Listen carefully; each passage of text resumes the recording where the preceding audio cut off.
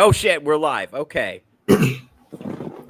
Oh my god. All right. Welcome everyone. This is Touch Grass with Theo Snodgrass. I'm pretty sure we're talking to 0 people right now. This is the first episode of my show, and the point of it is that I want people to go outside and realize things are not that bad. I'm here with the Rogue Nerd producer. How you doing, buddy? Hey, not too bad. How we doing, Theo? I'm doing good. I'm really happy. I'm really excited to get into some of these stories that we got today. We got Lucius, my production assistant, is here.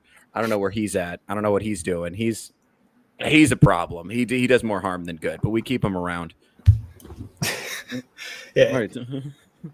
He works real hard, overtime, nights and weekends. Yeah, he's never off the clock. He's never off the clock. So, yeah. All right. Well, I'm having a great day. It's a cloudy, disgusting day here in sunny Spokane, Washington. And I'm saying, actually, I wanted to jump right in with some local news if we could. If we could get started with that. Yeah. Let's see. Share screen. And we got a fucking doozy. All right, let's see. Did that? All right. Yeah. You got that? Cool. Yeah. Give me a second. Oh, there we go. All right. Let's hop over here. Kill some of those. All right. Looks like glamorous female lawmaker, 30, bullied male aide into sex and then made him run errands for her. This is great. Do we have a picture? Do we have a picture of this broad, first of all? Where's she at? There she is. Oh, hey. Look at that. That is okay. For those of you that haven't been to Washington, this is the best we can do. This is what passes for glamorous in this part of the country. We just have a bunch of. I mean, she's not bad looking, but like, okay. Rogue Nerd producer, hear me out. Do you think if a male politician had bullied an aide into having sex with him and running errands for him, and he had terrified this female this female aide, do you think that the headline would call him glamorous? It depends on your definition of male. Right. So a non-birthing person, cock-carrying male, the traditional original factory male classic. Yeah. Male classic. Yeah. Do you think also, go ahead. Also, it might depend on if that person would be if their aide was under 18. Yeah. If it's in California. Good point. I know we're kind of going hard on that, but yeah. If we lived in the same world, absolutely not. Like, this shit would not have flown. No. Like, no. It on its face, it's such an abuse of power that it's like, what are we doing here? Like, I have to go to all these sexual harassment trainings, or I used to when I was working, and I mean, anybody in the military knows that you don't kill yourself and don't rape people. Those are like the 2 mandatory trainings that they always do. Very important stuff. And that just seems like something that she might have missed that meeting on. So I guess, this is a couple of things are important here. This is exactly the kind of stuff I could tell just by looking at this woman that she's one of these fucking nightmare Pacific Northwest chronically online feminists. I could tell just by looking at this. There's 0% chance that this person has voted Republican at any point in her life. 0%. Or even considered it. Or even wouldn't even consider it. Thinks Republicans are super Nazis and is essentially just and the fact that she's done this is hysterical to me. And Also, just the fact that She they is a called her, lawyer. the fact that they called her glamorous in the headline is so important. And also the way they described her behavior, bullied male aid into sex. This is important. That's called sexual harassment. That's what that is. And then had him running errands for. By the way, this is classic male behavior too. Right, right. Yeah. Just how many fucking. I mean, I don't want to victim blame here, but I'm gonna. How many pushover men are just like people pleasing their way through these difficult relationships and then going and like running errands for this? I understand it's his boss and it's probably a sick job. Poor guy. He's working in government. He's all excited. His boss is hot and she's cool. She has green hair. That means she's probably a whore. That's awesome. I'd be excited about it, right? She looks I'd be like excited about Hatsune Miku. She does a little bit. Yeah, I kind of see that. Yeah. And I love that this happened in Washington State, by the way. This is a local story. This happened in Olympia, which for those of you that don't know is the capital. That's pretty cool. Hey, you learned something today. Yeah, this is great. This is an educational podcast. Hey, we got Gray showing up, man. Yeah. Oh, Gray's in the chat. Hey, how's it going, Gray? Commenting. We appreciate that. We appreciate the attention. Love it. We have 2 viewers currently. One of them is Gray. Hey, one of them's me. Gray is the one. I'm just wondering. Excellent. Gray currently encompasses 100% of our viewing audience, and we appreciate it. No, and the other thing about this too is, like I said, this is part of like a broader trend of I think the way women get into these situations is, I don't know if anyone told them that they're capable of committing sexual harassment. You know, I think they're just so comfortable just doing whatever they want to men that like no one told them it was a problem. I don't know if anyone ever told her that she wasn't allowed to bully her aides into sex and then force them to do things for her. Yeah, I mean, oh wait, we got other pictures here. I didn't even see that. Okay. Well, let's go through some of the pictures. See some pictures of this shit. Would you? Okay. That. Oh, all no. right. Not. Okay. That didn't get better. That didn't get better. Okay. See, that's a woman. That's a woman from Washington. That's a woman from here. Yeah. That's what they look like. That's about right. She's got she's got those fatherless handlebars and everything. Look at that. I will give it to her. She looks slightly better than average. Yeah, I would definitely allow her to bully me into sex for sure. Yeah. I don't think I would. I can't really fault the man. I would allow that too. Oh no. How horrible. Oh, and that's just another That's crazy. article. That's crazy. I think what's troubling about it is, like, I mean, it's at this point, it's like when I see double standards in the media like this, at this point, I'm not surprised anymore. I'm not mad. I'm just disappointed. Yeah. It's so obvious. See, it's just so obvious now that like men and women are like not even expected to behave the same. Like, that's okay, I guess, but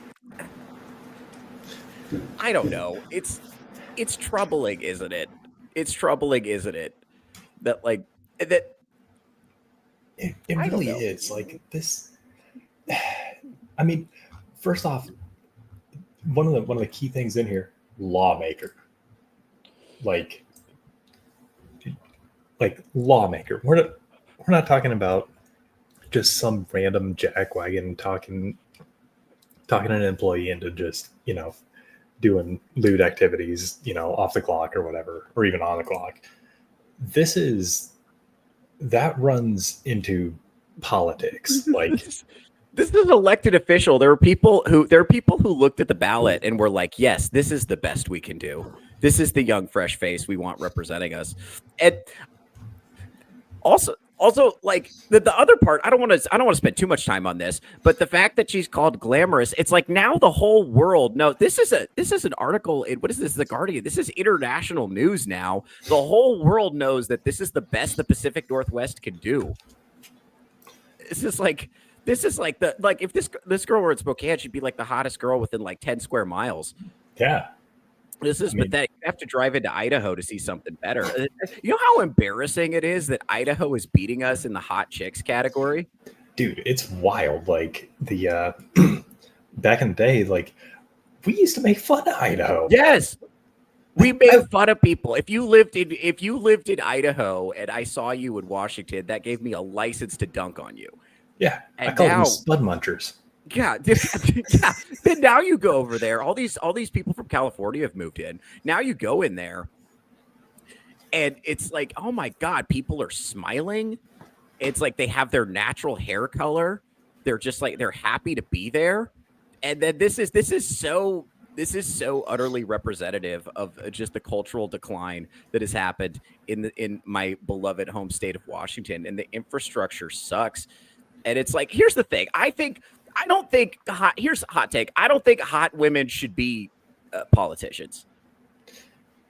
Yeah. I don't think here's the thing. If you're going to be a female politician, I want you to be a dumpy looking broad.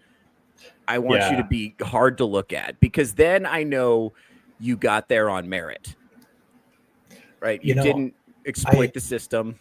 I really am more comfortable with Nancy Pelosi looking motherfuckers. Yeah, a woman who looks like a goblin. That's what I want.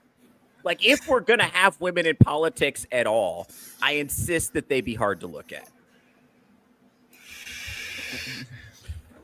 Yeah, it's sort of like it does make you wonder, like, how many people just. I mean, first off, with a name like Emily, I mean, in Washington, I think that gives you I think it gives you a little bit of an advantage. Like, people are so biased in their beliefs and their, what is it? Well, I'm going to use a word from the woke, inherent biases, and they're like, I want to give women a chance, and it's like, I don't want to give anybody a chance. I don't want to risk anybody getting even close to the ring of power who doesn't like absolutely deserve it, you know? Right. And Washington being filled up with a bunch of radical left, basically, it's basically like it's like a state held hostage by madness. Yeah. And yeah, go ahead. That's terrible. No, that's exactly right.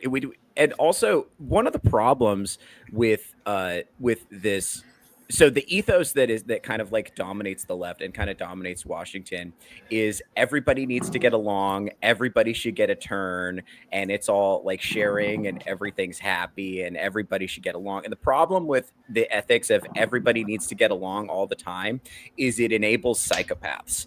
And this is exactly what you're saying. Like, obviously, if this is a person who's comfortable bullying one of their underlings into sex and also running errands, which is like double degrading. Hold on. We're getting a visit from our production assistant, Lucius. He's insisting on coming into the shot. Hey, buddy, how you doing? There's something that needs to be fixed over here. Can you go find something to do? Thanks, buddy. Go get coffee. Coffee? Thanks, buddy. All right. This is really important. So if the ethos this dominates the whole country, it's especially prominent in blue states. This ethics of everybody should get along. And the problem with everybody should get along all the time is that you can't be nice to everybody all the time. You can't run a country on that. Sometimes somebody needs to enforce the rules, which is a great intro to our next story. Can you pull up the Daniel Penny article? Yeah, let's see. Swap over there. All right, present. Share screen. Just go there. I am so excited about All this. Right. we kind of just got some tweets pulled up, but Yes, this is good. Okay, so for those of you that don't know, so Daniel Penny was this guy. So basically, there was this guy on a bus who was behaving in a threatening manner. Daniel Penny studies jujitsu, and he restrained the guy. And unfortunately, in the process of restraining the guy died. Right. But he was behaving like a psycho on the bus. And so Daniel Penny, kind of being silly, not really knowing what he was doing, didn't think he was in any trouble and talked to the police because he did not know the guy had died. So he talks to the police and calls the guy a crazy crackhead. It's not a good look. And this eventually finds himself getting charged with manslaughter. And he recently got acquitted. Now, and the way people are reacting to that is horrifying. yeah, it's very similar to the screen share right here, where it's like, and I can talk to this, or yeah, I can talk to this point. It was some authority because I'm a staunch 2A supporter, where it's like, you know, I have a responsibility to myself and my family to, you know, be able to do incredible violence very quickly and, you know, stop a threat, or at least try to. I'm not saying that I'm some freaking expert, but I love having the ability to. And, you know, this guy didn't even use a weapon and he was able to stop a threat. That's incredible. Now, if he had used, like, let's say even like a pocket knife or something like that, and just, you know, I don't know, somehow took this guy down with,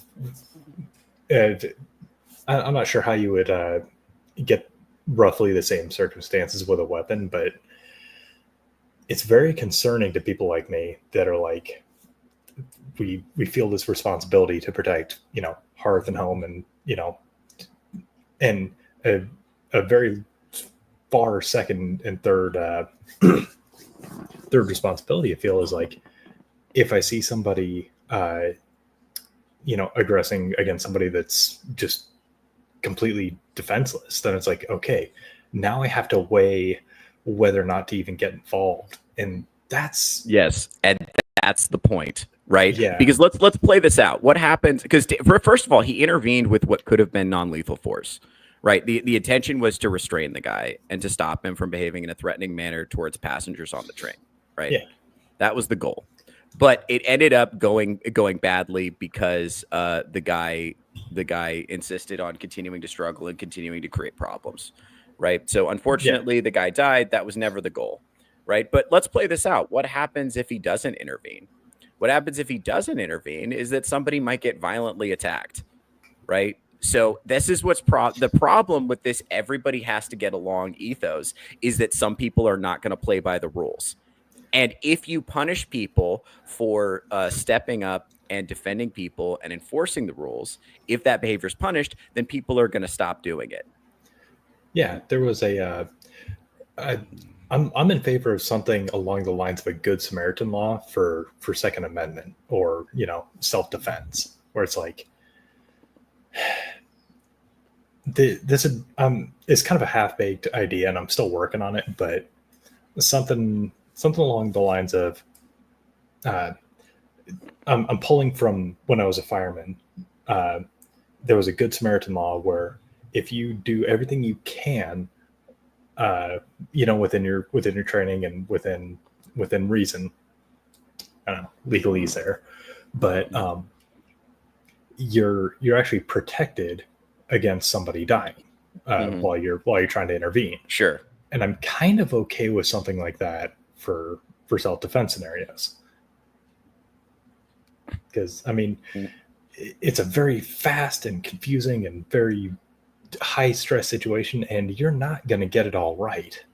And I mean, am I okay with somebody like just letting rounds off into a crowd and, you know, clipping an innocent bystander? No, that's not what I'm talking about. Because like you're still responsible. Like if you see a car crash and you're stopping to, you know, check on people and get an idea how many people are in the car, and then call 911, but you freaking rear end them and like make the situation worse. Yeah, you're responsible for that. Sure. But I think here's what's important here is that Daniel Penny did not use a firearm. I'm going to send you. Correct. So I'm saying his intention was to use non-lethal force, and it went horribly wrong, and that's a tough time. But hold on, I'm sending you right now. I'm sending to your DMs. I'm sending you a screenshot of a tweet. I want to see if you can pull that up Yeah, because this has important that? context. Yeah, can you pull We're that up? send that to Your Twitter DMs. All right, gotcha. Let me pop out there, go like that. Boop. There it is. Okay, this is what I'm talking about. Okay, so this is the narrative. If you look at the tweet that is captioned here, Jordan Neely, that's the guy. So they're framing him as beloved Michael Jackson impersonator, which is, I guess, there's a lot of ways for homeless guys to make money, and that's one of the ways that he did it, I guess. Jordan Neely was 30. He deserved to grow up. Only a baby. A 30-year-old baby, Angus. God. A 30-year-old baby's dead. A 30-year-old infant. But also, he's a 30-year-old infant who, was arrested 42 times between 2013 and 2021.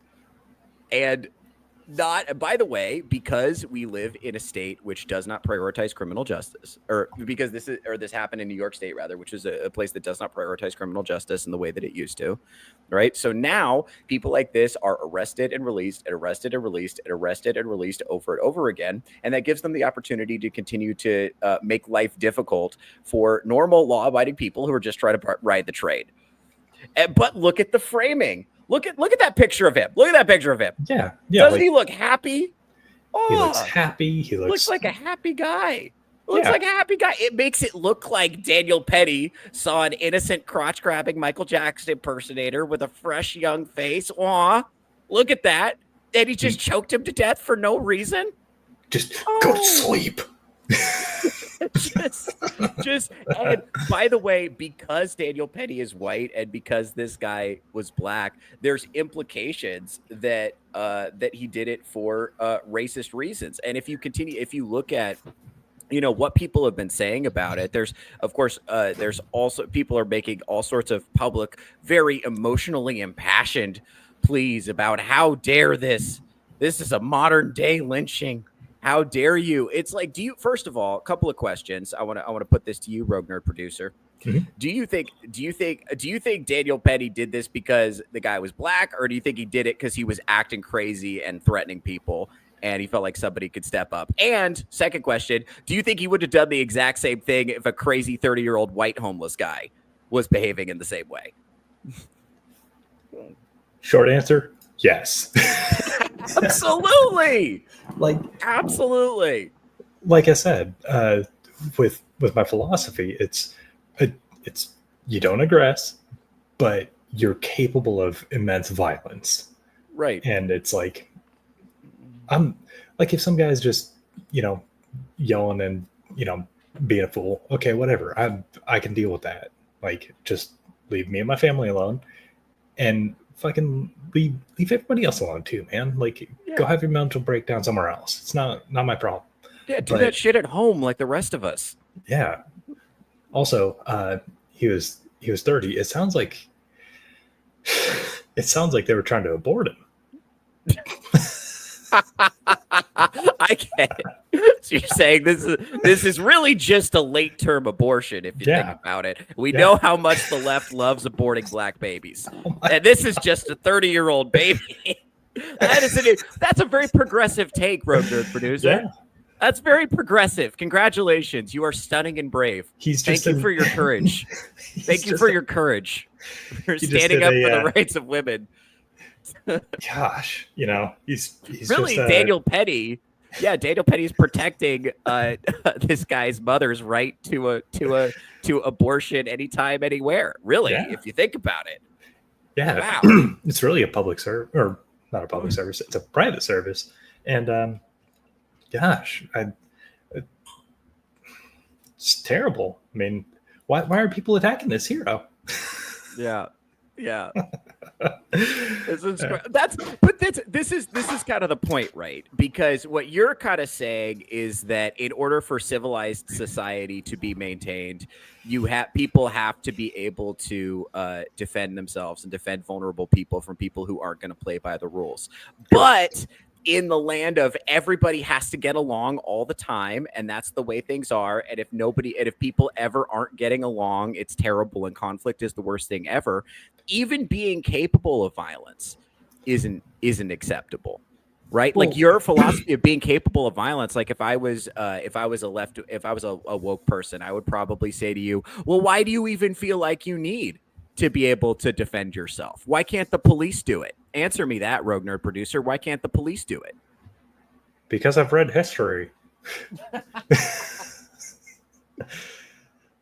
I mean, Yeah. okay. Let's put it this way.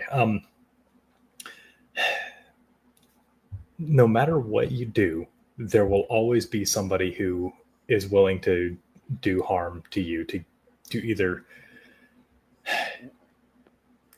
for whatever reason. We're just going to simplify it because I don't know what their motivations are, and I don't need to, frankly. But if you look at it from a stance of each man and strong empowered woman who don't need no man, each of their home is their castle. I mean, anybody who comes into your home is an invader, or anybody who comes into your home uninvited, I should say. And at that point, you essentially have you should have the ability and capability to stop the threat. Right. But what if you're out in public? What if you're on a public train? And it does get a little bit more complicated out in public. What should you do?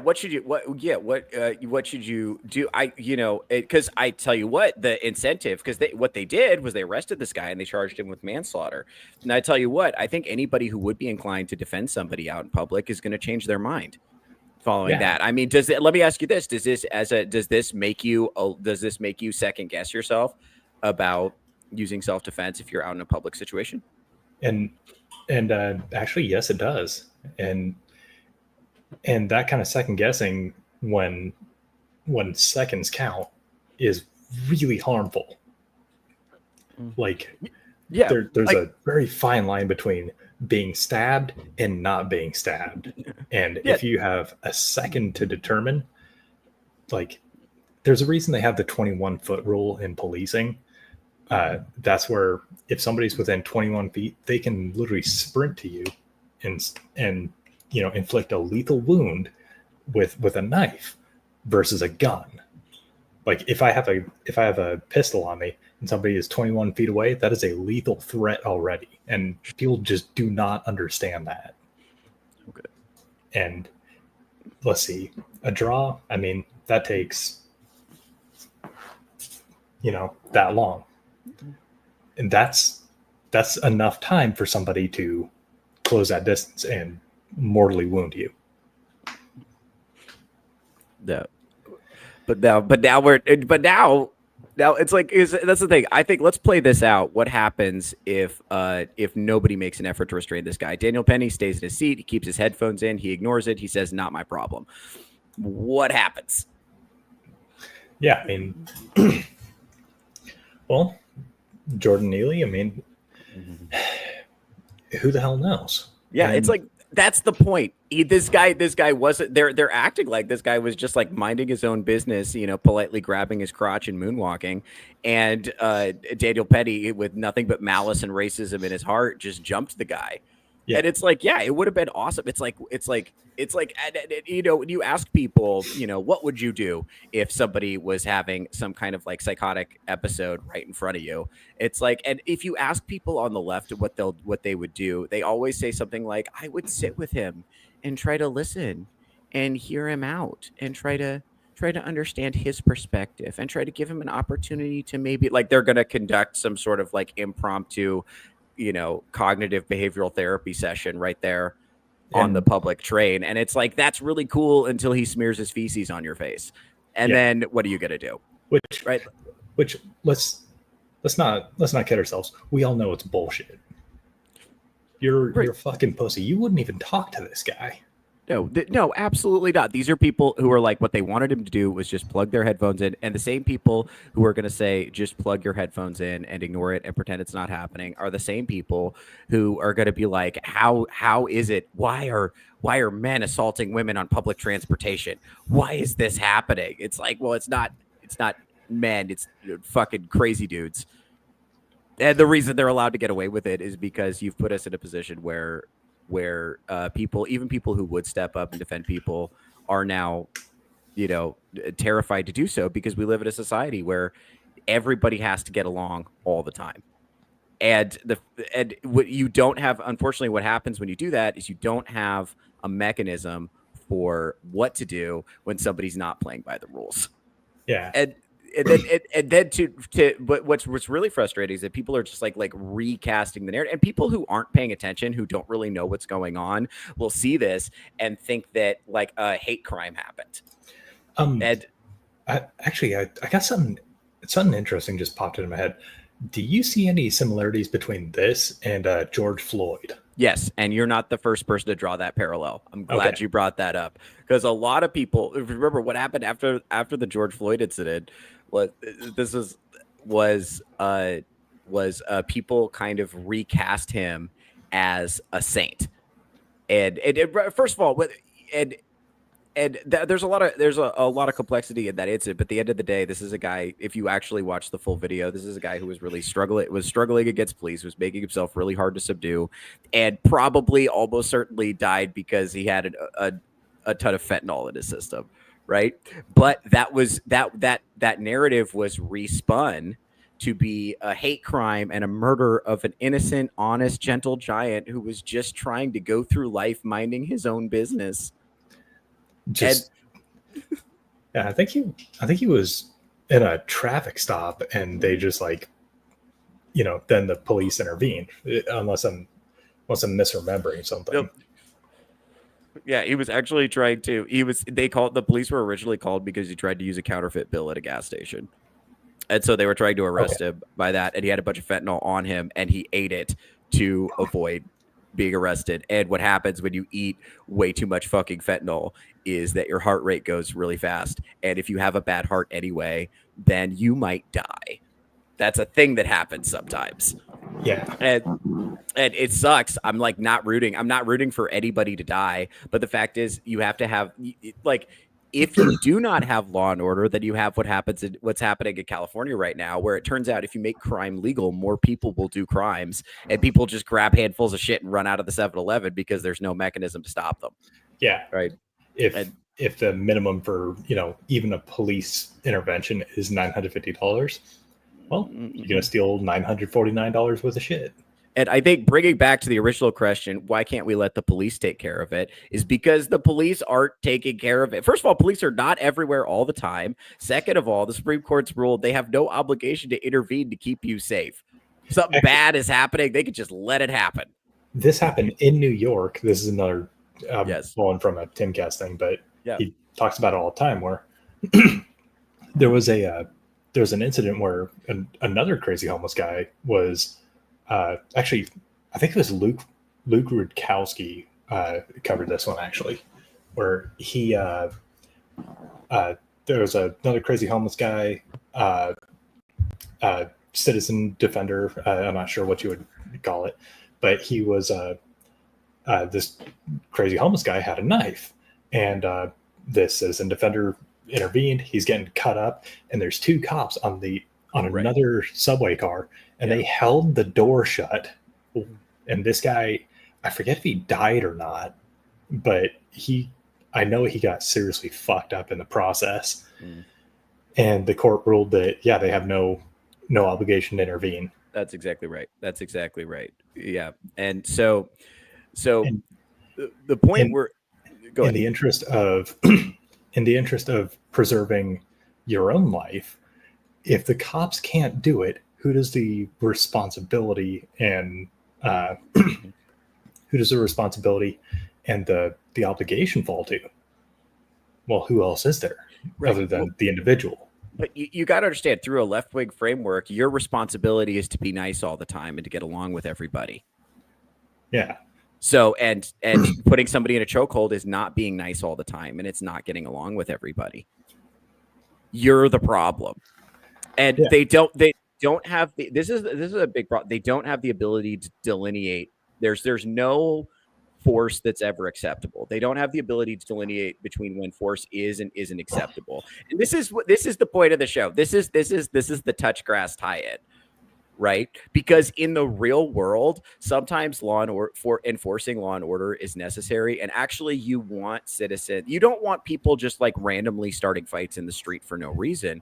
But when somebody is behaving in a violent manner towards innocent people, you want good-hearted people who are capable of intervening to intervene.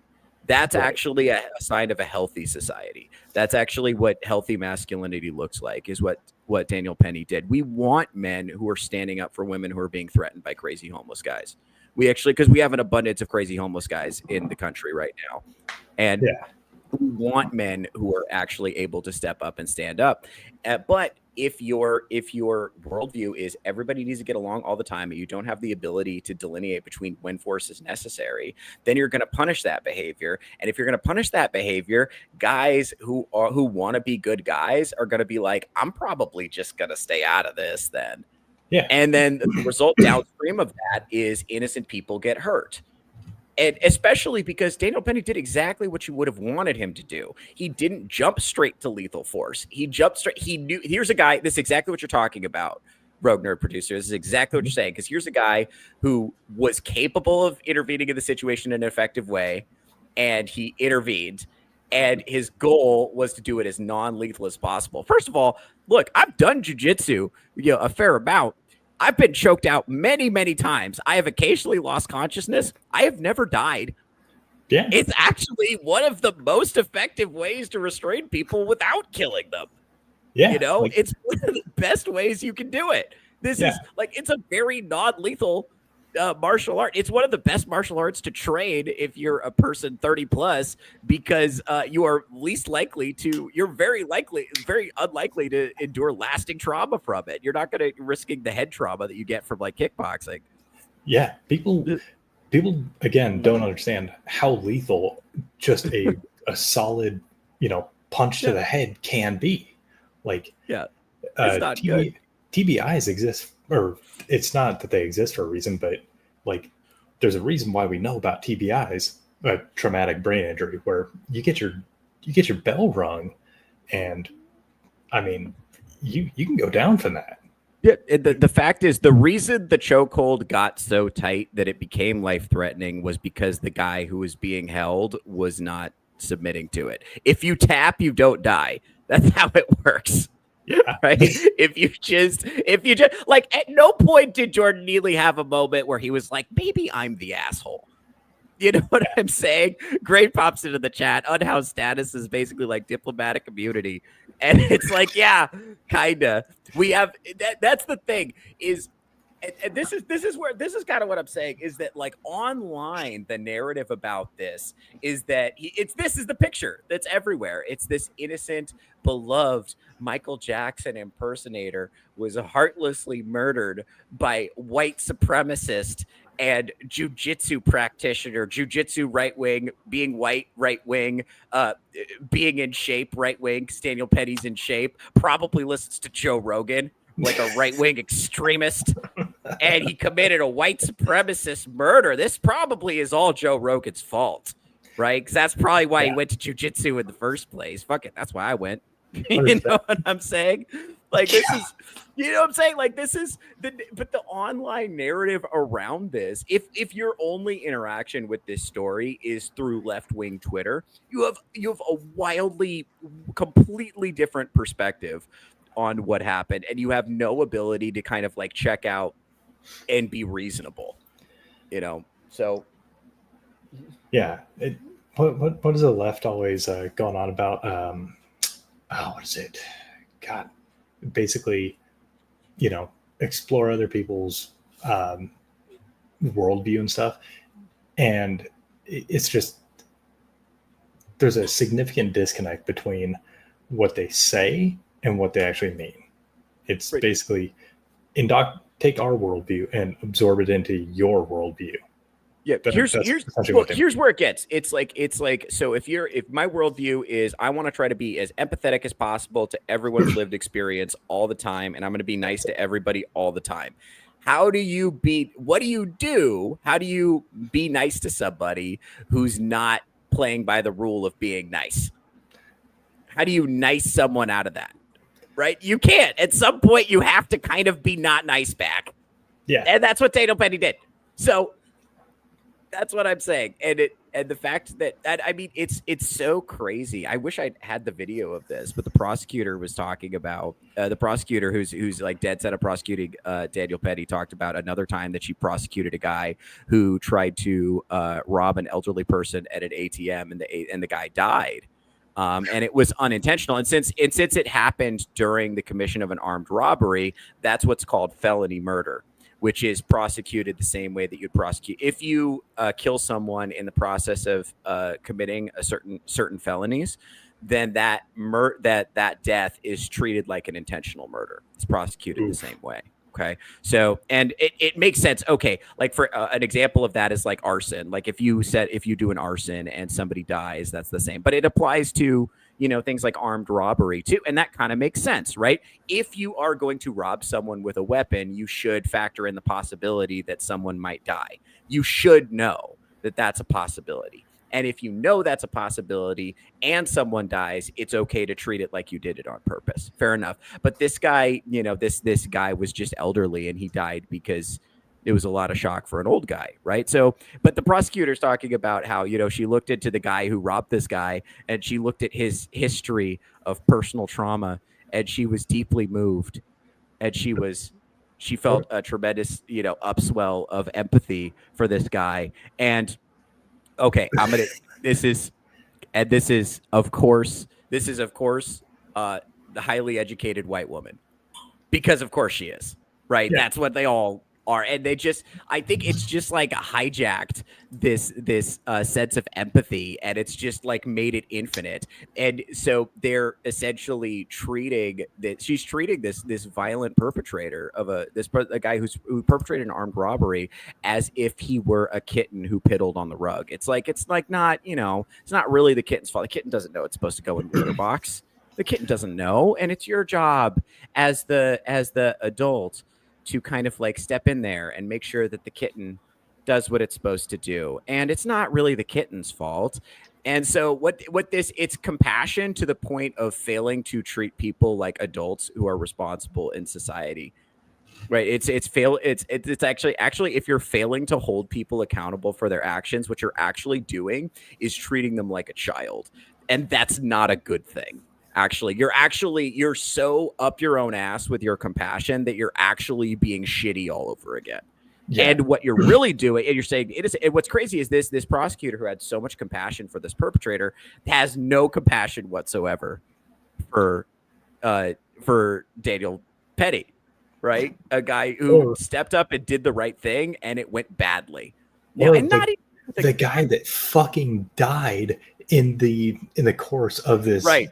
Right. Or the guy who was just trying to use the ATM and fucking died. Like, what about his fucking Look at his backstory.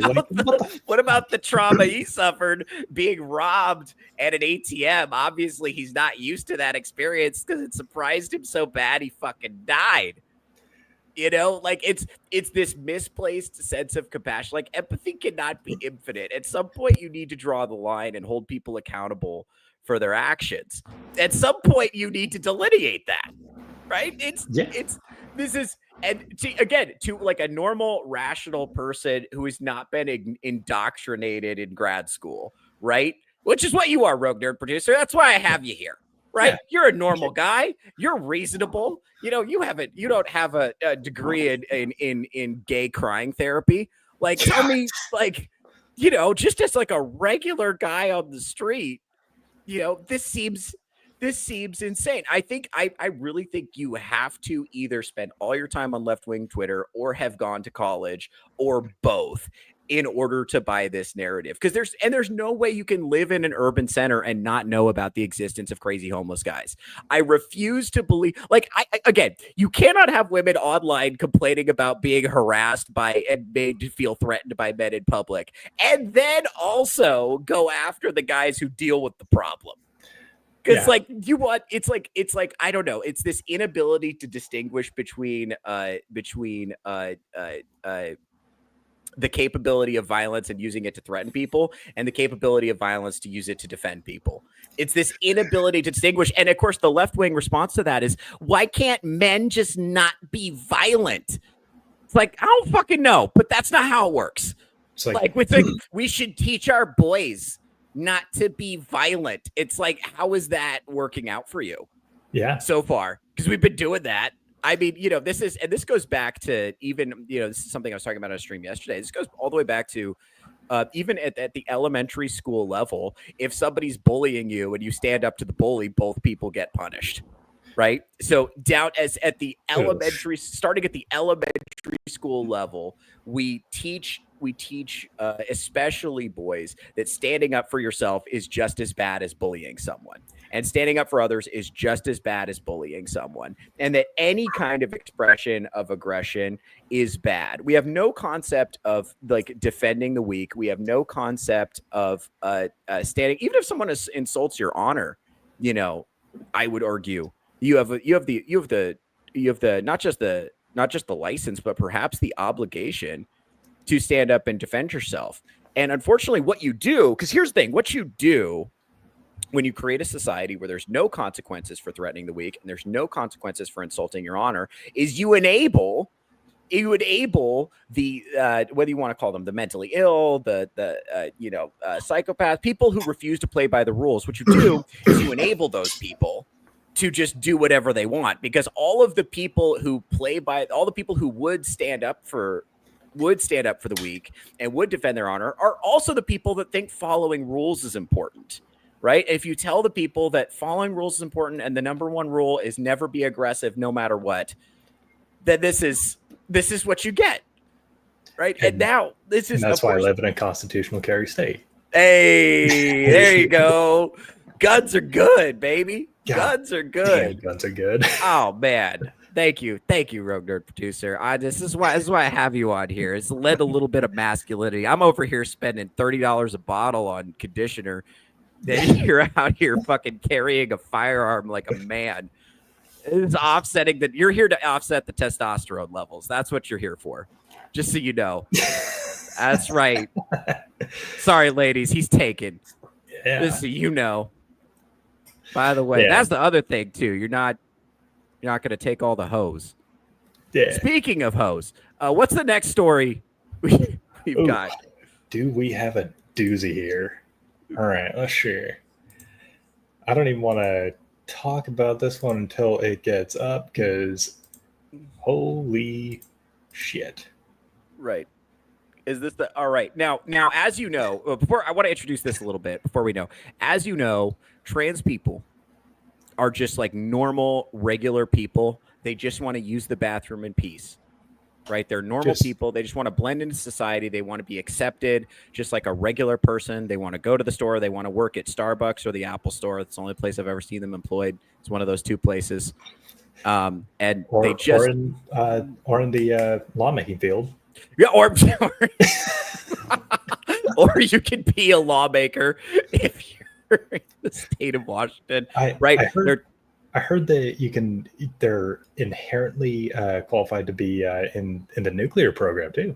Oh, well, that's good, right? Yeah. And education, early childhood education, you want them to have as much. But this is you're totally normal, reasonable people. There's nothing weird about it. And that if a guy like you or me has hangups about it, then we need to unpack our toxic masculinity and kind of look at what's causing that transphobia. Maybe we're trans and we're just in denial about it. And that's why we have problems with it. And I agree with that. I'm a fair-minded guy. I just want to accept it. I want to accept that.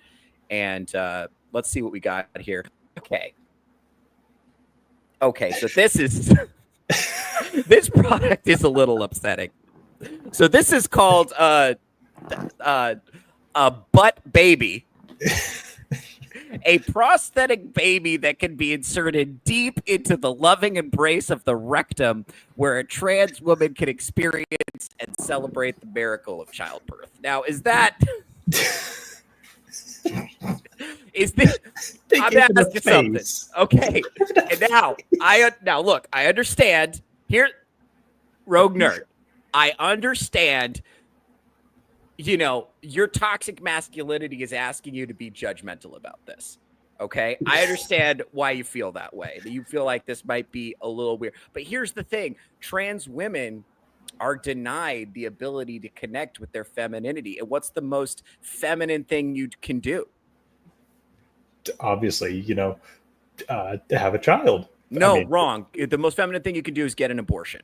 But assuming, what if you live in one of these icky red states that has banned abortion and you can't get abortion access? I mean, it's not like you couldn't just, go to a blue state and handle that. No, you can't travel because you're a woman and you're oppressed, and your husband won't let you leave the house. Right. So remember that your evil Christian husband won't let you leave the house. So you're forced to engage in the second most feminine thing you could do, which is to actually have a baby. Right. Yeah. Don't you think it's a little unfair that trans women, they already can't have abortions, right? Because we're behind. We have not because of the tyrannical patriarchy we live in. We haven't advanced abortion technology enough that trans women can experience the miraculous sacrament of abortion. Right. And that's only because of the tyrannical patriarchy, because the founding fathers had slaves. That's why trans women don't have the right to abortion in the Constitution. The Second Amendment should have been the Trans Woman Abortion Amendment, but you had to have your guns. Right. This is your fault, really, if you think about it. Right. You can't. This is your fault, actually, if you think about it. But he was coming right at me. That's this is what I'm saying. No, listen. Is it why does it make you so uncomfortable that a trans woman would want to insert a fetus-shaped butt plug and then squeeze it out? Look, they make. Is it because the butt plug is black? Does it bother you that it's a black baby? Is that the issue? I do love how they have like a white, like a Caucasian one, a brown one, and then like the blackest black you've ever seen. I'm a little, they got the Kepe Matumbo there, and they've got like just kind of like a regular shade of brown. I'm a little upset that there's not a mixed race baby and there's no Asian baby. Yeah. Like that feels a little. What about a little Filipino baby butt plug? Yeah, this seems inherently racist. It seems discriminatory. Now maybe they're waiting for they're waiting to expand their business until later, when they have a little more money selling baby butt plugs, but God damn. Why does this make you so uncomfortable, Rogue Nerd? Because I'm you know me, I'm progressive. I support women and trans women or women, penises and all. So you tell me why this makes you so uncomfortable. Well, I mean, first off, like the degenerate, like, first off, it's kind of the blurring of reality. This is kind of we're talking about baby butt plugs and then like trying to somehow make sense of this. But what I see is like, you are trying to actively lie to people by doing something like this. First off, it's not childbirth. It's a sex toy, right? Name one way this is different from childbirth. I mean, I do have a kid, and right. How is a trans woman who has a baby butt plug any different from you who has a human daughter? I mean, you're not going to shove it up your butt for 9 months, are you? It doesn't grow. That would be. I hope it doesn't grow. Jesus, I hope it doesn't. I mean, Can you imagine if it's one of those just add water things where you put it up in there and it inflates over the course of 9 months and then it just niche market. It now, just do you have to put it in? Here's the thing. Babies are designed to go out head first, right? So do you have to put it in feet first? it kind of like, if I'm looking at how it's like designed, it does kind of look like it's designed to go in feet first. Right. Now, here's the thing. Trans women have repeatedly assured us that this is in no way a sexual fetish. They're in no way fetishizing and making a mockery of womanhood. And hey, we should believe all women, right? And Right, and we women are should, women. especially the ones with dicks. Now, this I'm looking at this. This is in no way meant to be a mockery of womanhood and motherhood and childbirth. This is a sincere attempt to join the ranks of birthing people and experience the miracle of childbirth. Am I wrong? I don't see any flaws in that logic.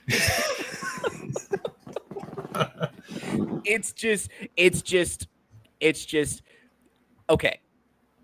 Also, you can have it shipped to your house for $299.95. That's $300 fucking dollars. Yeah. God damn, that's a lot on an Apple Store salary. That's Yeah. a lot for a fucking Starbucks barista. That's a lot for anybody with an alternative hair color. God damn! Like, how can okay? And you're telling me 0% of this is sexual. Yeah, None of this is a weird fetish. Nah, none of it. I mean, obviously, there's, man, sound off in the chat if you got anything on this, because this rabbit hole goes fucking deep. They got white baby, brown baby, black baby, all but babies. Put that prefix on there. You know what's funny? I want to know which one is the best selling baby. Because here's the thing. If it's the white baby that is selling the most, that strikes me as structurally racist. It does seem like it'd be the easiest to ensure cleanliness.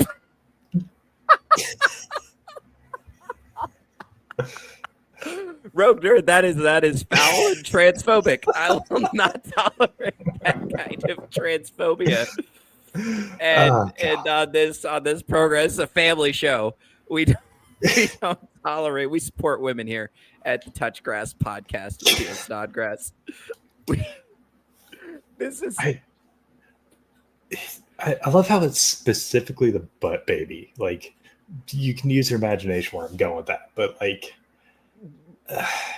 dude, what the fuck? I know. Here's the thing. If trans people want to be treated normally, they have to act normal. Yeah. Like they have to act normal. And also, here's the thing. Okay, so this ties in. So we're having fun with this. But this ties into serious issues too. So I was listening to the Supreme Court arguments about whether or not Tennessee's ban on transitioning children is going to hold. Can I touch on one last Go ahead. detail? This thing is 13 inches long. What the I thought it was way smaller. It's a 13. Good fucking no wonder it's black. God damn. Jesus Christ, 13 inches straight in. Can you imagine? Like, look, I've been to Chipotle as much as the next guy. I've taken some outstanding craps in my time. I can't even imagine housing 13 inches of butt baby in my rectum. This is what I'm saying. If trans people want to be treated like normal people, they have to make some effort to act normal. This is not acceptable. I'm sorry. This is just like, you cannot ask normal people to co-sign this shit. Like, I guess it's fine. Whatever you want to do in the privacy of your own home, whatever you want to put into or take out of your butt is ultimately up to you. But you can't look me in the eye and tell me this is not sexual, right? You can't. And it's like, here's the thing. Like, once you give birth to this thing, which I'm giving a lot of ground for that. You just what do? You just put it in your sock drawer? I mean, what do you do with this thing? I assume you put it straight in the dishwasher. I don't think you. Are they dishwasher? Is the butt baby dishwasher safe? That's my concern. Are they? Do you bathe it? Do you cuddle it? Does it cry? Is it what? This is just because this is not the whole point of enduring childbirth is to raise the baby, right? That's why you do it. I think if you're just squeezing out a big butt plug, then I mean, doesn't that like okay? If you were an actual woman who'd had an actual baby, just step inside that. I know we don't have any women on the show, but like if this, think about that for a second. Yeah, it seems like it would be incredibly demeaning to what the process that you have had to suffer through and endure just to get to that point. It just seems like, yeah, I love how they're all male too. Like,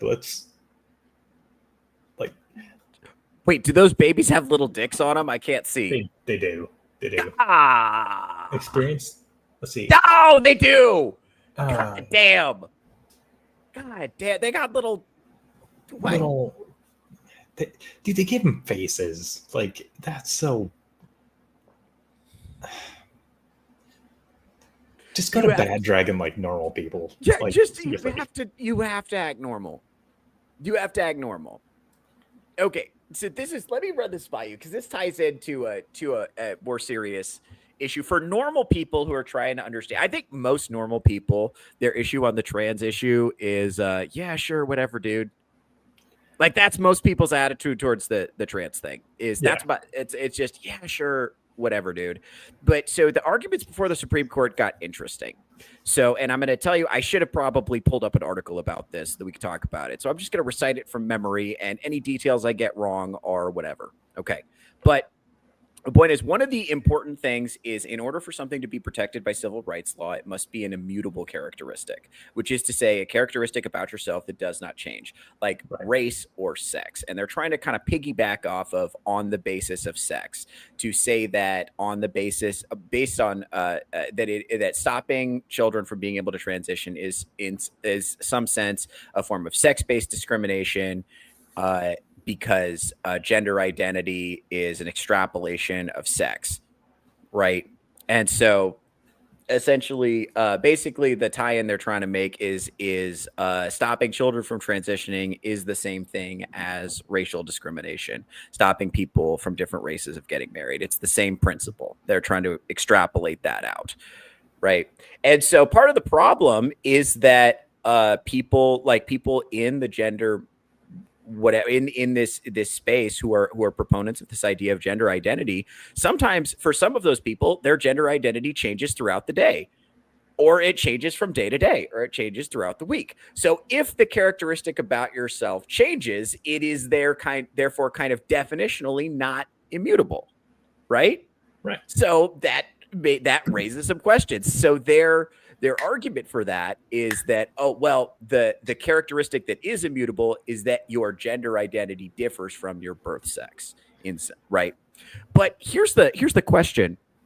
So let's engage in a little bit of in a thought exercise. Let's use this tool called reductio ad absurdum to really think this out. Let's take it to its most absurd degree. What if not a word there? Yeah. What if? Let's say, for the sake of argument, that I am my birth sex is male.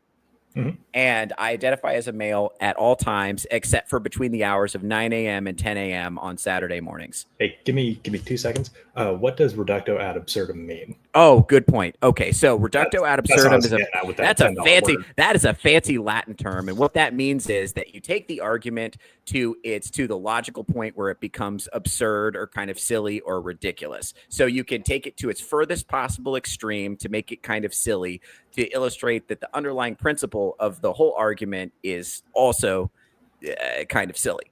right? Gotcha. So that's what we're trying to do here. So let's take it to its logical. Let's say I identify as my birth sex, except for between the hours of 9 a.m. and 10 a.m.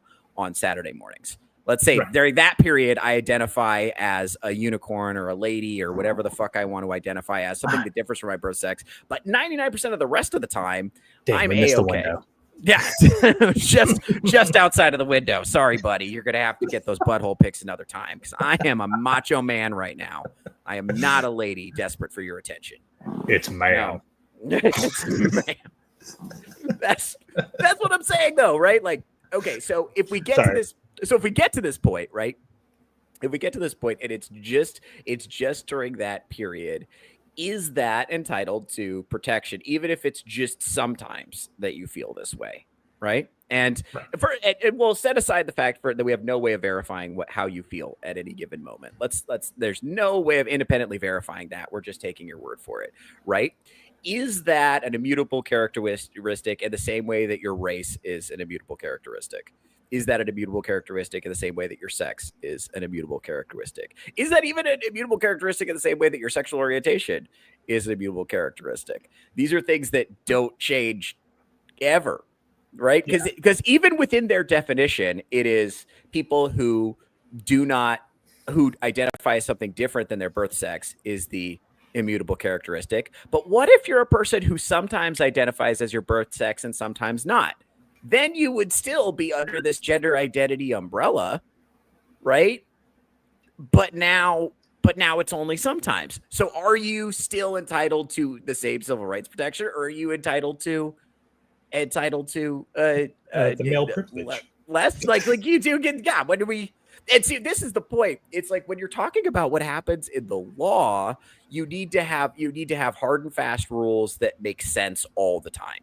Because law is enforced, from the libertarian perspective, law is enforced by violence, and that's just also called reality, right? Yeah. So if you I guess my point here is that the rules around this are so flexible that normal people have zero shot at ever making sense of it. Because if you just talk to just a normal person, they're like, yeah, sure, do whatever you want, whatever. I don't care. But if it's like, okay, if I'm not supposed to get your pronouns wrong, but if your pronouns change throughout the day, right, or on a day-to-day basis, or they change all the time, if you don't even know what they are, how am I supposed to get them right? Yeah, you see what I'm saying? Like you're a normal person. You're a normal person, roguish nerd. How are you supposed to get them right? I think the point is that you're not supposed to get them right, thereby giving someone eternal victimhood status. I think that's the point. Bingo. It's an excuse to be upset. Exactly. Right. And if you're upset, you get to have all the emotional breakdowns. You get to act a fool, and everybody's supposed to be nice to you all the time. Exactly.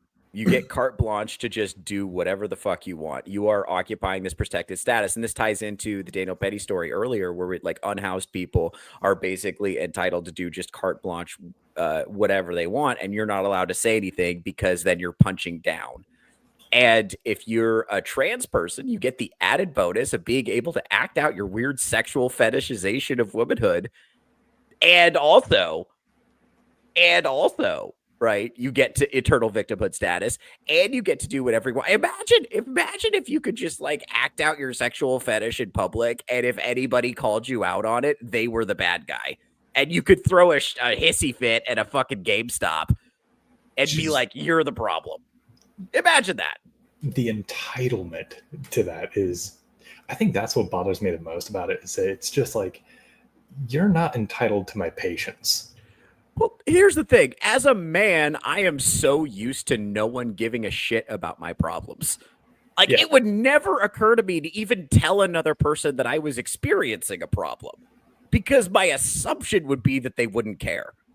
Like I would never, like my assumption would be, oh, okay, well, if I'm experiencing a problem and I go to, one of my friends, maybe I get a solution and then I can solve it. And my attitude is going to be, well, I can figure it out. Like it would never occur to me to have an emotional breakdown, even to a friend, much less to a stranger who does not know me, has no investment in whether or not I'm doing well, and especially not, how dare you not accept my weird sexual fetish. Yeah. Like, hey, I'm at this Wendy's in a diaper, and I would like you to grind up my nuggets into baby food and feed them and spoon feed them to me. And if you don't, you're a fucking bigot. Like I would never do that. I do all my diaper play at home, where it's safe and out of the public view. Just as the American God intended. That's like the founding fathers intended. Exactly right. Yeah. To kind of bring it back, this is kind of a personal story. I can't get into it too much because it's still developing, and I'm not going to out anybody here. But what am I trying to figure out how to say this? There was an incident yesterday that was kind of emotionally charged, and yeah, like how I handled that was to just go down to the gas station, get some beer, and kind of take a few minutes and just process it. I didn't even tell my family how I felt. I'm like, okay, I need to kind of be strong here and just take a few, collect my thoughts, and then, get back after it. And this is after the incident had been handled, or as well as I could, because it involved another kid. Again, can't really get into it, but it's like you need to have a certain amount of resilience in everything you do, and for people to require that you embrace the butt baby, or else they lose their ever-loving minds. It's like, or else you're a bigot, right? Yeah, right. It's like, no, I have bigger issues to deal with. I don't give a fuck. I gotta take care of my family first. Now, let me ask you something. Let me ask you, because what you're talking about is just called being an adult. It's just normal adult behavior. Sometimes you get upset, you have to deal with it. Sometimes people don't understand where you're coming from, and you just have to deal with it, right? Yeah. That's just how it is, right? But let's say, like you're a pretty normal guy. If you saw a man in a dress at a gas station, based on your transphobic statement so far, I assume you would put that guy in a chokehold, Daniel Penny style, and murder him on the spot because you're a transphobic bigot. Is that correct? Yeah, absolutely. I would assume it's a one to go, and deal with it accordingly. No, but like, I mean, but really though, like I feel like going out, especially in Washington, you see fucking weirdos with like fucking tails and dresses and weird hair and fucking facial piercings, and their butt cheeks are out. You see this shit all the time. I just walk by it. I just ignore it. My tolerance for people behaving badly in public has grown significantly. I used to live in Southern California. I can tolerate a lot, but here's the thing. If you want acceptance from normal people, you have to not be so fucking weird. That's it. Like, and if you're going to be fucking weird and somebody calls you weird, you have to just take it on the chin. Yeah. Okay. That's just how it is. Okay. And that's just being a person. That's being an adult. Yeah. If you're going to call me weird for wanting to, carry a firearm and do, basic family shit, I think it's okay for me to say, like, hey, don't. I think it's weird that you have this just insatiable desire to be around children and also have these inherently sexual things involved. I'm not cool with drag queen story hour. Like, just leave the kids out of it. You do your thing away from the children. Right. Like, you're okay. Like, that's the thing. This is what I think is being missed here. Like, being opposed to drag queen story hour is very different from being opposed to drag queens in principle. Right? Like, you're okay with drag queens existing, right? Yeah, I assume. Yeah, like they're people too, but just like, dude, if we have to get along, then it's a give and take relationship. Like, I like I'm not that I'm the arbiter, but yeah, okay. I'm granted you have the inherent right to exist. I'm not taking that from anybody, but um, you don't have the right to exist around children. Like, and frankly, nobody has the right to access my children. Like it's not a right. It is absolutely a privilege. Yeah, and it's weird to me because it's not just that they want. Yeah, it is kind of weird. There you go. Well, here's the thing. It's not just that they want to be around children. It's they want to be around children specifically so that they can talk about the weird sex stuff they're into, while at the same time insisting that it's not weird sex stuff. You know, like this isn't weird. This is in no way weird and sexual. I'm wearing women's underwear, but not for sex reasons. Not. It doesn't give me it doesn't arouse me in any way that I'm wearing women's underwear. It's just something I want to do. That's Yeah. And I'm sure that's true for some percentage of them. But are you saying, okay, let's say it's true that some of these folks are dressed like ladies, wearing ladies' underwear, and it's not sexual. It's just how they feel most at home in their bodies. Yeah. But are you saying that's the way it is for all of them? You saying nobody who buys the butt baby is doing it for sexual reasons? Nobody who's inserting the black baby into their butt is doing it for the 13-inch black baby into their butt is doing it for sexual gratification. Zero of them are doing it that way. Maybe they're all just like, trying to master, experience of womanhood. It does kind of feel like they're fetishizing the baby as well. Like that, I think that's kind of the crossover where it's like you're making a weird simulation of a child, and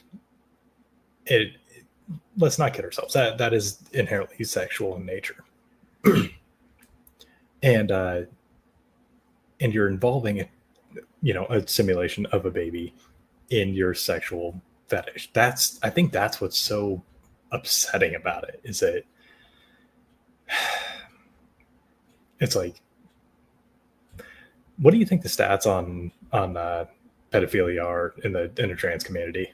I happen to, I don't have them in front of me, but this is something I actually wanted to point out. They're wildly overrepresented. Sex offenders are wildly overrepresented among trans women as a percentage. It's higher than the percentage of men, and it's higher than the percentage of women who are sex offenders. The percentage of men who are sex offenders is higher than the percentage of women who are sex offenders. But if you look at the percentage of trans women, they are wildly overrepresented. Now, I'll give it to you that, or I'll concede some ground that maybe because of their worldview and their views on, say, sex and what they consider violence or aggression, I wonder if they have a lower threshold for considering an action aggressive. So that could also artificially increase the stats on that. Yeah, they probably have a higher tolerance for weird shit than the average person. But here's the thing. I was saying that they have a lower tolerance for that threshold, where they say, even just grabbing somebody's butt, could be like sexual harassment. And, sure. And yeah, sure. But it's kind of like how I'm trying to make sense of this in my head. Go ahead and just go with yours. I'll kind of collect. This is kind of my point. If you have this group where sex offenders are wildly overrepresented, this is just a statistical reality. Then excuse me for being a little bit suspicious that you want to have access to women's bathrooms and women's locker rooms, and excuse me for being a little suspicious that you insist on making kids a part of it. Yeah, like that's where it's coming from. Like, if you want to be treated like a normal person, then you have to some degree, act like a normal person. And I think the problem that like normal people have with the alphabet people is that they want to. What their whole goal is to do away with the idea of normal entirely. This is not what we were promised when we were told they just wanted to get married, right? This is not, right. And by the way, a lot of them do just want to get married. This is not representative of This is not represent. This is a fringe minority who happens to be extremely loud, and they're getting all of the attention, right? Anyway, let's get off of this. I'm done with Butt Baby. I thought, you know what I haven't done in a while? I haven't criticized Simps enough today, I feel like. All right. What do we got? You haven't criticized Simps enough? Yes. Yeah. Let's hop over here and Let's do it. let's hop to the next story. Oh, man. This one kind of pisses me off because, yeah, you'll see in a sec. You're a crypto guy, right? I dabble. You dabble. Okay, did you buy the Hawk Tua coin? I did not. You did it. I didn't even know it existed until this popped up. But even knowing it existed, I wouldn't have bought it. You did. Really? You weren't gonna buy a crypto coin from a 22-year-old girl who got famous off a blowjob joke? Really? Really? I would think that was a great opportunity to get in at the ground level. Turns out it was right before the crash. Yeah. So this is what happened. She received like a six-figure payment, like $125,000 or something like that, in order to promote this coin. And she was promised 50% of the earnings after the fact, except for a bunch of people bought it and then it immediately crashed. Now, here's my problem with this story. To some degree, I guess this is her. I don't know. If somebody offered me $125,000 to promote a meme coin, I could see myself taking that deal. So I kind of get where this is coming from. But like, this is what I'm saying. It's like, to me, this is a side that the fact that the Hawk Tua girl got famous at all, the fact that she's still famous, the fact that she has a podcast, the fact that she has enough reach on that podcast to do a crypto pump and dump scheme is a sign that Gooter culture has gotten completely out of control. Yeah. I mean, yeah, she got famous for a blowjob joke. And then, dude,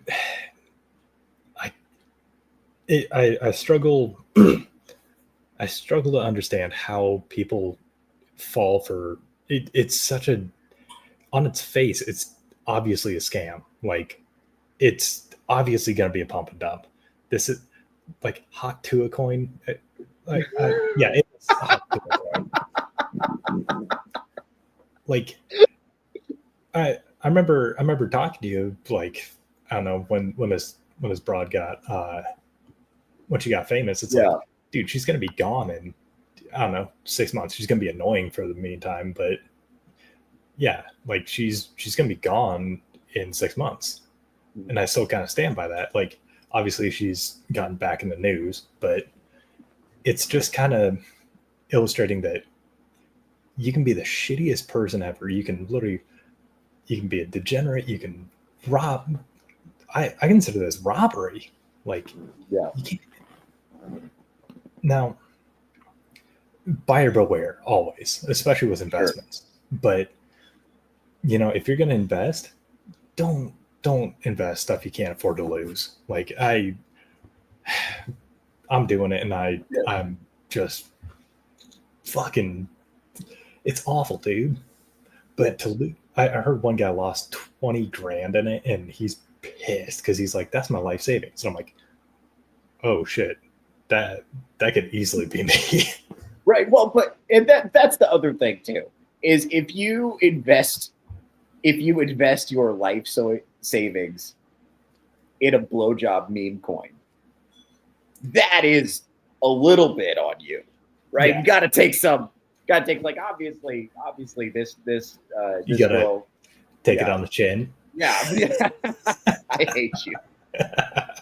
I mean, look, it's obvious this girl committed highway robbery in cahoots with whatever crypto scammer she was promoting for. But like, you look at this, the whole reason this was successful is because we have a bunch of men whose brains are completely fried by porn. If we didn't have a bunch of gooters, a bunch of dudes who were terminally online and beating off all day, this shit never would have taken off at all. Hey, speaking of which, how long do you think it is until she launches her OnlyFans, or do you think she already has one? Yeah, well, here's the thing. She says she's not going to, but also Joe Mhm. Biden said he was not going to pardon Hunter. So it turns out people sometimes do not tell the truth. No. It happens, right? So that's the thing. I don't know. Like she's making really good money. Like I don't know. It's very easy to get used to that kind of thing. Like I wouldn't be surprised if she made a pivot later. Here's the thing though. I think that Hawk Tua thing is all talk. I don't think she's really about that life. I don't think she's actually got the skills to have a meaningful career in the fine art of pornography. Yeah. Just I do feel bad for the people that ended up getting screwed over by this. But like you're saying, yeah, they and actually to tie it back to what I was saying earlier, you have a responsibility. Like you it's not like this is the first scam that's ever been run. No. Like this isn't the first time somebody's lied. This isn't the first time somebody's been just completely fucking swindled. But there is some buyer beware. Like, dude, yeah, can you get 1000x returns by buying meme coins? Sure. Here's the thing: by the time you've heard about them, that pump and dump is about to fucking break. Yeah, that's called a Ponzi scheme. No, I think to some degree it speaks to the desperation of people that people will even invest in something like this. It speaks to like how desperate people are to change their circumstances. And I mean, if you look at it, like the Hawk Tua girl went from being a bartender to a millionaire almost overnight because she happened to run into the right guy at the right time who was doing screen interviews, and she said something memorable while drunk. Yeah, and now I know so much more about this woman than I ever wanted to. Everything I have ever learned about this woman has been against my will. I want to be clear about that. She's just knowledge raping you. This is not consensual knowledge that I've gained from this. And it's just a testament to where the culture is at. The fact that this woman is just absorbing so much attention is a testament to where the culture is at. Like we are a porn-fried, sex-obsessed, degenerate culture that venerates people for exactly the wrong reasons. And it's like, by the way, with how famous and how successful and how wealthy this girl's been able to become, what incentive does this give young women to, work hard, keep their head down, and behave modestly, right?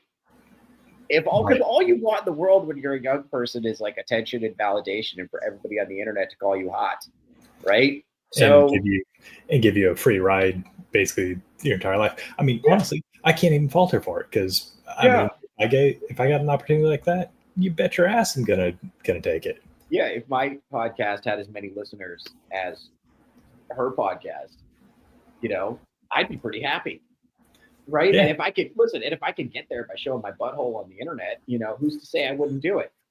The reason my butthole's not on the internet now is because there's no profit in it. Yeah. I like to think it's because of my morals, but the truth is there's not really a reason for me to do it. The incentive does not exist. It's actually more impressive that her butthole's not on the internet. The fact that she doesn't have an OnlyFans already is, kind of a testament to her willpower. Yeah, I'm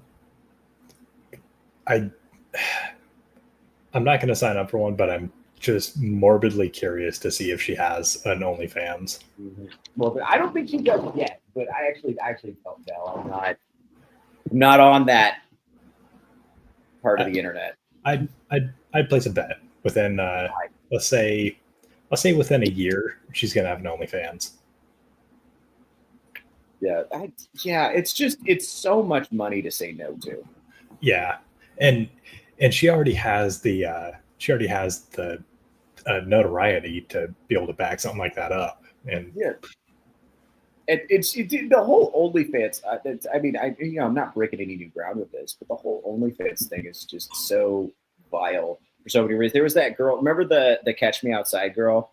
Yeah. Who got famous on Dr. Phil when she was like 13, and then the day she turned 18, she started an OnlyFans and made millions of dollars basically overnight.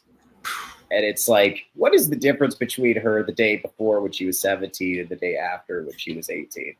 And really, I think the truth is a lot of those people who bought that OnlyFans, first of all, I guarantee you none of them were 18. A lot of them were men and they were older, way older. And they would have bought it sooner if they could have. Yeah. Right? And that's the kind of culture that we're just kind of like tacitly okay with. You know? Yeah. It does seem kind of weird that it's like there sometime between the some kind of magic happens at 11:59 on your 18th birthday and midnight on your 18th birthday.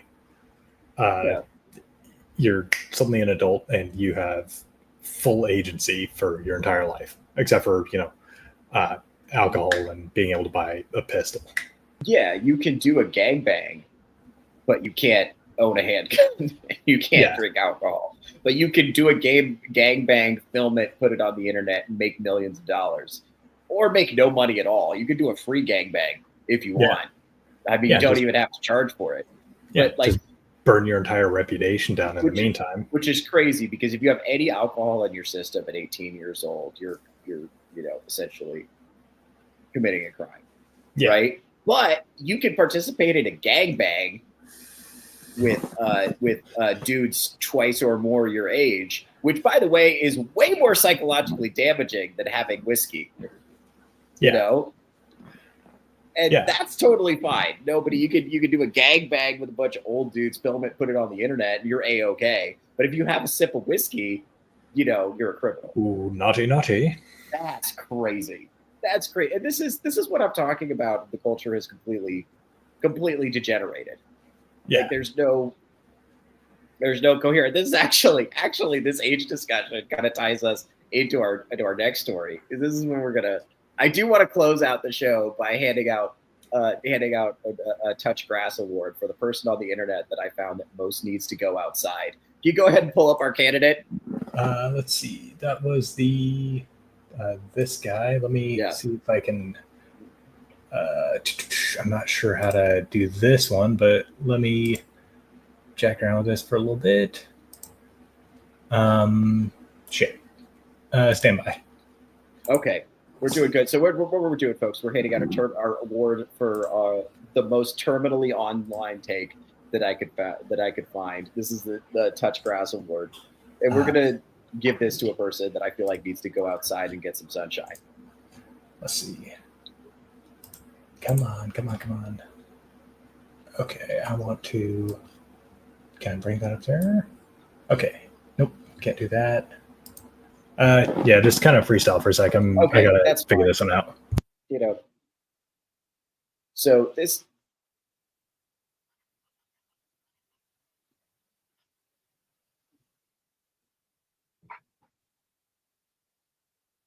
Yeah, well, so this is the reality of live streaming, folks. So sometimes you just don't get to talk about the thing you were going to talk about. So you have to think of something new to talk about. There's this exercise in the broadcast booth at baseball where they ask you to sit in a room and describe the doorknob for 45 minutes.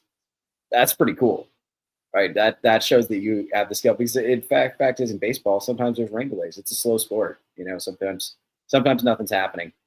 So you got to figure out how to adapt and talk about something when the things that you wanted to be on the screen are not on the screen. And that's the cool thing about video is you can go back and edit it later and cut out the parts where you're just like freestyling and rambling. But in live streaming, that's the reality. And thankfully, no one's watching this. So we have that going for us. No one's watching this. It's just me talking into a microphone. I would say this has gone pretty well for a first show. I mean, considering the goal was to just get something on the internet for a day, I think that's pretty good. I don't think it. Obviously, viewer retention is suboptimal, but I'm pretty happy with where we're at. This is a really good sweater. I have a problem where I enjoy wearing black sweaters, but they don't show up well on camera. So now I have to wear this oatmeal colored sweater, like I'm fucking Elton John or something. It's like I'm a grown man. Grown man wear dark neutral colors. As far as I'm concerned, anything outside of that is a little limp-wristed, if you ask me. But what are you going to do? You gotta give the people what they want. The people want to be able to see me on camera without my pasty white face being washed out.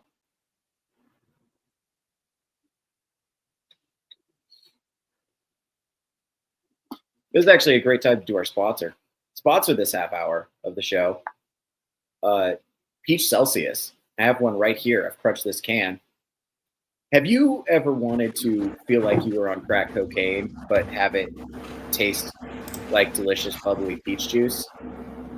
This is the drink for you. It's less jittery than coffee. It's technically a pre-workout drink, but you can just drink it and sit on the couch. The cops aren't going to arrest you. No one knows. You can just drink it. You just get it. It's not going to make you jittery like coffee. It's going to fill you with energy. You're going to feel like you could take on the world. You're going to feel like you could single-handedly conquer a small island nation if you drink one of these. And I've had 2. I'm going to have 2 more before the day is over. You're only supposed to have 3 in a day. That's doctor recommendation. But I just have as many as I feel like because I'm an adult. Peach Celsius. They've done the research. Trust the science. I've done plenty of research, and I trust all of the science. And I'm just gonna keep drinking them because I'm not dead yet. Let's see. Is that the one you were looking for? Let's see. Oh yeah, it's the stage. Yes. There we go. Got it. Let's zoom it in. So this is the most terminally online take I found throughout the week. Can you go ahead? I can't see that on my screen. Can you go ahead and read? Can you go ahead and pull that tweet up? Can you pull up his tweet? This is a guy, John Miller, and I want to show you the tweet. Do we have that? Let me see if I can dig that up. It's gonna take a little bit. I have it on my phone if we need it. All right, cool. Yeah, let's do that, and I'll. Okay, I'm gonna read off the tweet. You have the guy. See, where are you? So there was a video that went around of Marissa Tomei looking hot on her 60th birthday, and people were kind of hyping her up. For those of you who don't know, Marissa Tomei, famously the actress from My Cousin Vinny, was very hot in the 90s. She's 60 years old now. More recently, she played Aunt May in the Spider-Man movies, and she's looking fucking incredible for her age. And John Miller tweeted, "All the usual suspects are drooling over this fossil with literally 0 eggs in the crate. That, to me, is more disturbing than what they call pedophilia because it is a sign of a dangerous biological mutation in men." This is a person who badly needs to go outside. It's okay, guys. Normal people know it's okay to think Marissa Tomei is hot. That's fine. And it's not less weird. It's less weird to think Marissa Tomei is hot than it is to be a pedophile. I think we can all agree on that. Like, being a pedophile is not good. That's weird. This show is strong. The official position of Touchgrass is to be strongly anti-pedophile.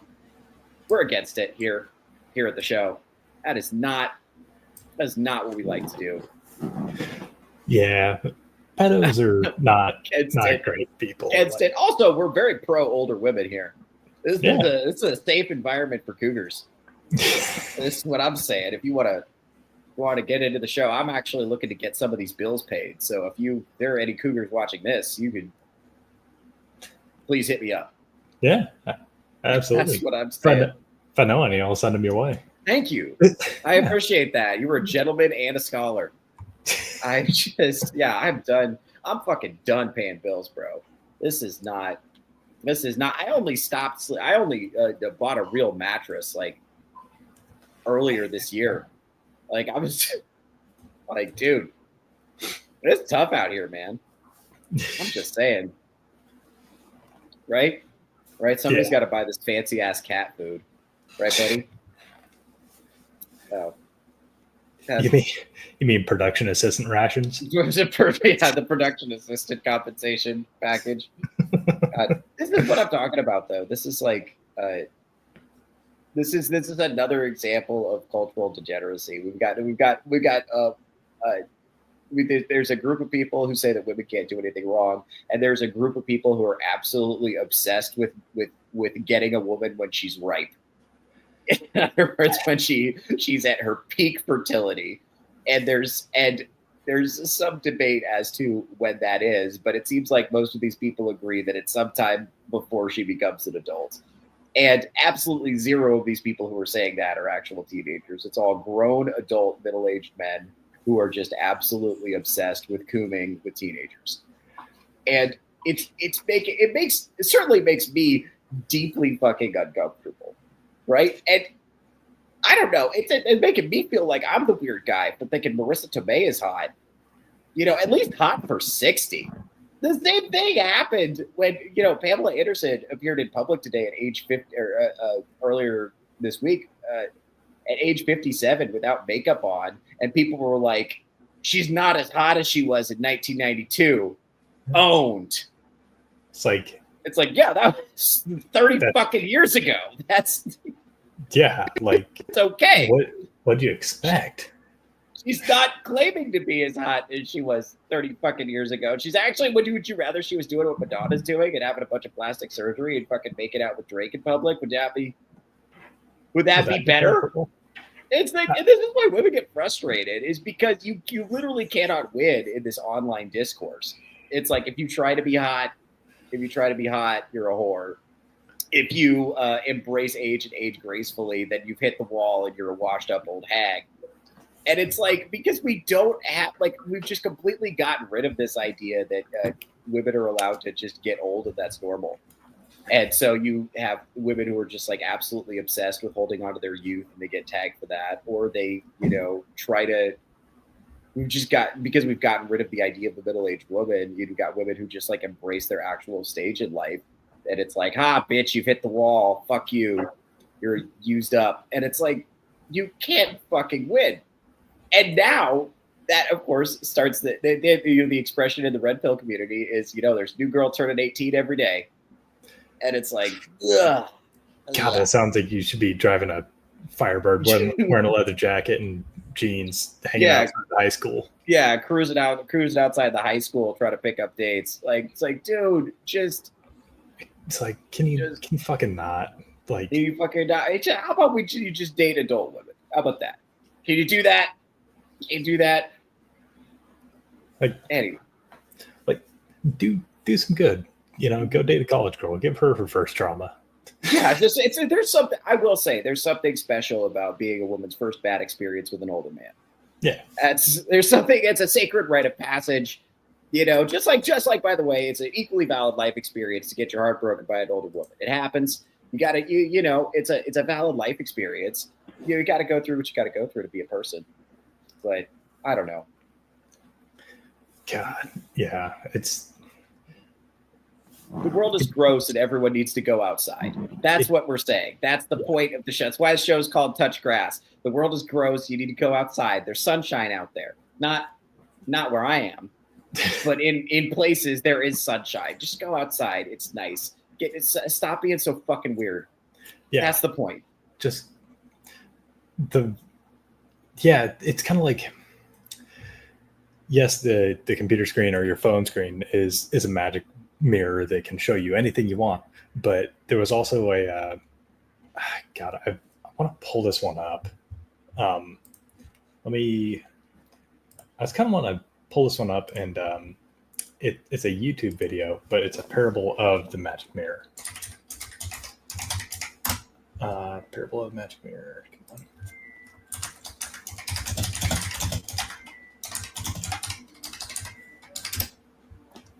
Okay, where are you?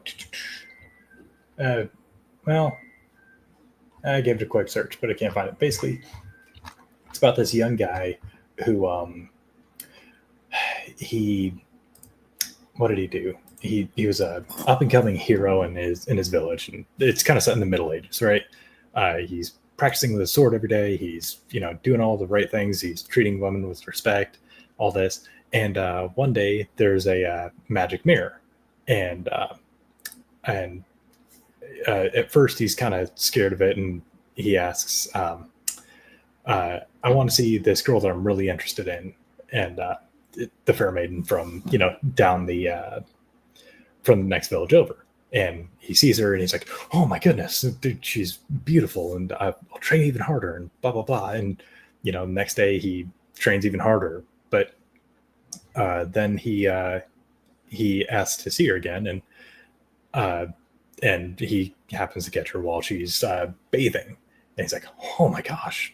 And then he's entranced by her. He can't take his eyes off her, and then he misses training for the day. And next time, he's supposed to be getting up and ready, and he's like, well, it wasn't gonna hurt. and he asks the viewer again, finds out that, oh well, it's so easy. Why not see two beautiful maidens? And again, kind of misses training. Time's getting on by. Magic Mirror keeps saying, "Your wish is my command." And let's see, a couple years later, he's not doing so hot. He's missing a lot of training. He's not as good as he used to be. And then there's an attacking force that's going to take over the basically rape village and plunder his entire village. And he became so degenerate that he asked the magic mirror one last time if he can view what he would have been, and it shows him as this shining golden example, and he says, "Oh my God, I've wasted my life essentially." Yeah. And I think that's a really important parable to put out there. That I like Jocko Willink, where he says, "Time is running out, and you never know how much time you got left. Yeah. You have to make the most of it. So don't be a fucking gooner." Yeah, basically that's what's going on. And the magic mirror example, sure, it's fantasy, but is it? No, it's not. This is this whole thing. One of the through lines of all of these stories is don't be a fucking gooner. Don't be a fucking goon. Like this is just porn brain that causes this. Yeah. That's what it is. And people are like, I agree with you. People are wasting their lives on trivial bullshit and short-term pleasure. Yeah. And it's like, at least try to do something with your time. I'm not saying I don't require that you be successful, but at least fucking try to do something with your time. Yeah, you don't have to go out there and conquer the world or be the world's greatest hero, but I do ask that you try. Yeah. Just whatever it is, even if it's, I don't know, even if it's something that I wouldn't necessarily agree with, like say, even if I think it's kind of not as productive as you could be, try. Just put in good, honest effort, and you'll see results. And that tends to motivate you to try more and succeed more. And here's the thing: is that the more success you have, the more burdens are placed on you. But it's kind of a linear growth pattern, where as a base level of competency is reached, people are like, "Oh, he can handle this. Here's just a little bit more." And yeah, it's kind of like, yeah, it sucks to keep having burdens placed on you, but it's also kind of a noble duty to take on more burdens. Because if you're capable of carrying a certain amount of weight, I think it's incumbent on a man to do so. I think you have a responsibility to do that, because life is hard. Life's hard for everybody, and it's just, as a man or a competent woman, like you can make the choice to make your life better, and you have the ability to. Well said. Yeah. Well said. All right. Well, I tell you what, Rogue Nerd producer, I don't think I'm going to come up with a better way to end the show than that. Do you have any final thought? Where can we find you? Well, you can find me actually tonight on Twitch. I'm going to be doing a gaming stream. I'm not sure what I'm going to be gaming, but usually I'm playing something like Helldivers or just a variety of games. You can find me on Twitter. I got some YouTube, but yeah, just look me up, Rogue Nerd, or Roguish Nerd rather. Same as a handle on here. Fantastic. Fantastic. Well, I'm going to be doing all sorts of wonderful stuff. This is going to be a weekly show. That's very exciting. Hell yeah. So I'm going to be doing that more. And this is, guys, this is our first episode. If you made it all the way to the end, what are you doing? Sorry. I'm sorry. This is, here's the thing. This is our first show, though. Roguish Nerd, this is our first show. Yeah. Every show after this is going to be better. This is the worst one we're ever going to do. God, doesn't that feel good? It does. Feel good to get it out of your system? And honestly, oh my God, I feel great. Outside of pulling up that last tweet, a little bit of technical issues of like, oh shit, I got to figure that out on the fly. I think it went pretty well. Yeah, I don't think we embarrassed ourselves any more than we would have. I mean, I'm a stand-up comedian, so my threshold for embarrassing myself is really high. I'm pretty much totally comfortable with public humiliation at this point in my life. Like, I don't, I feel like we did good. Yeah, I feel like we did good. I'm very happy with this. Like, this is over. I'm just glad it's over. Yeah.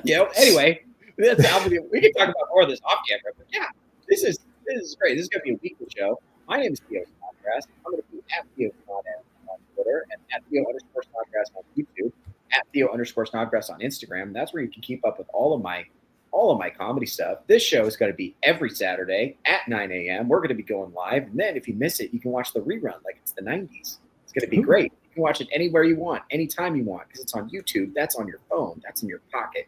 And then while you're over on my YouTube, you can watch some of my comedy videos. And guess what? There's going to be even more comedy videos. On December 19th, I'm going to be at Cricket's Lounge over in Coeur d'Alene, Idaho. I'm going to do a show there. I'm going to film it. I'm going to put those film clips on the YouTube, and I'm going to live stream it on YouTube so that you can watch it. It's going to be great. Everyone's going to be happy. My name is Theo Snodgrass. This has been Touch Grass with Theo Snodgrass. Take care, everybody. Like, share, and subscribe. Right. Like, share, and subscribe also. And then take care, everybody. Hug your families. Be happy. Okay. Oh, hold on. Okay. There it is. Hold on. This is... we could do an outro. We should do an outro.